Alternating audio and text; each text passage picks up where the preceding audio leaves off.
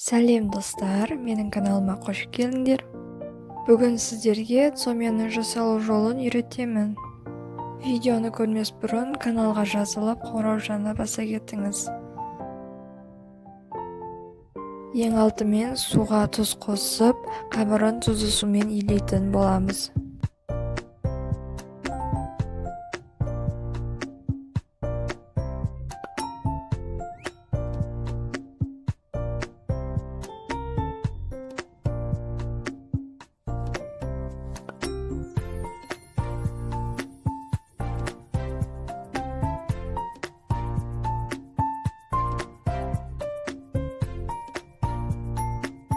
Қамырды ең қандырып әбден илейміз. Сосын 20 минутқа ыдысқа салып тындырып қоямыз.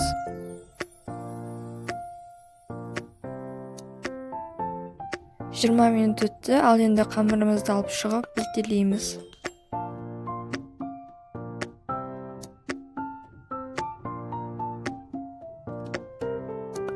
Жабыспау үшін асты-үстіне май жағамыз.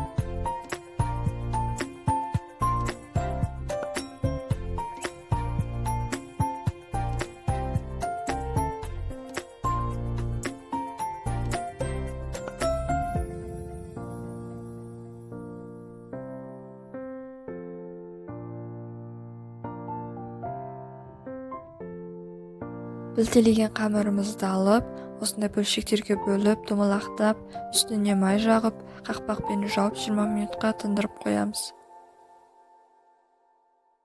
Қой етінде, сиыр етінде пайдалансаңыз болады. Мен сиыр етін пайдаландым. Етті жұқа жалпақтап тұраймыз.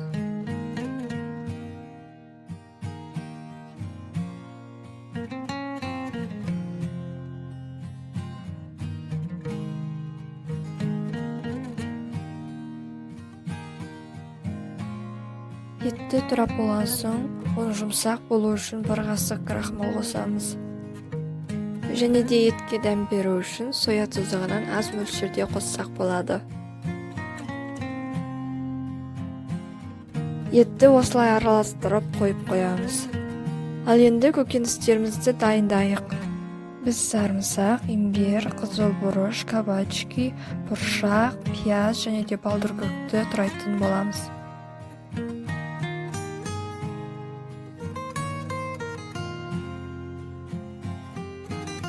Көріп тұрғандарыңыздай бәрін ірі етіп тұраймыз.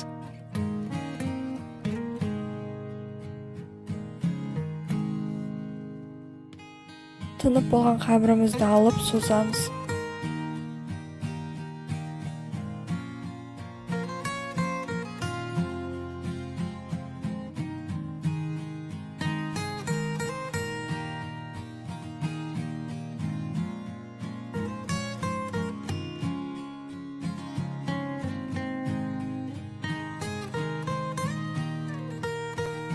Созып болған қамырыңызды қайнап тұрған суға салып пісіресіз.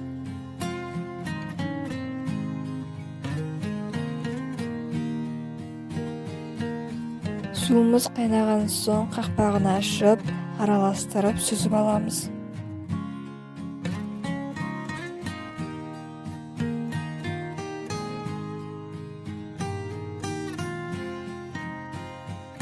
Суық суға салып сүзіп аламыз.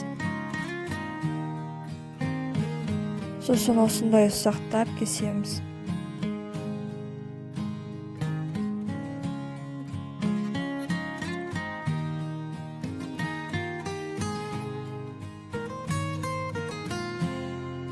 Кесілген лағманға соя тұздығын құйып, оны араластырып дәм береміз. Қалыпты мөлшерде май құямыз. Май әбден қызған соң етті салып жақсылап қуырамыз.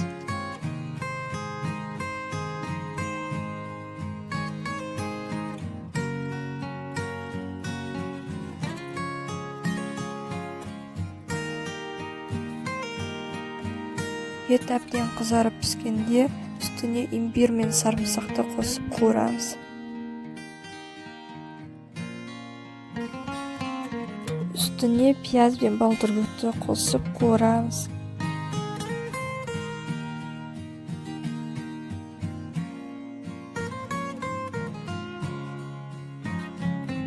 Артынан бұршақты да саламыз.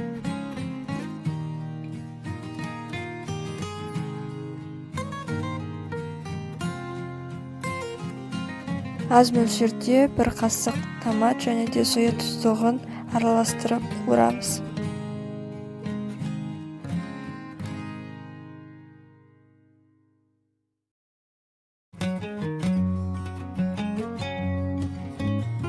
Бір қасық тұз саламыз.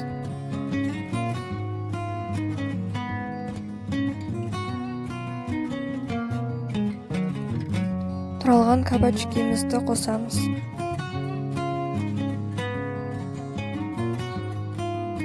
Аз мөлшерде су қосамыз.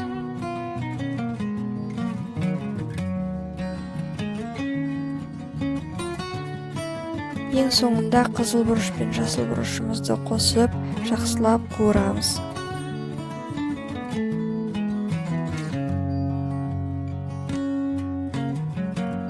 Қақпағын жауып 1-2 минут қайнатамыз. Жаңағы кесіп дайындап алған нанымызды салып қосып қуырамыз.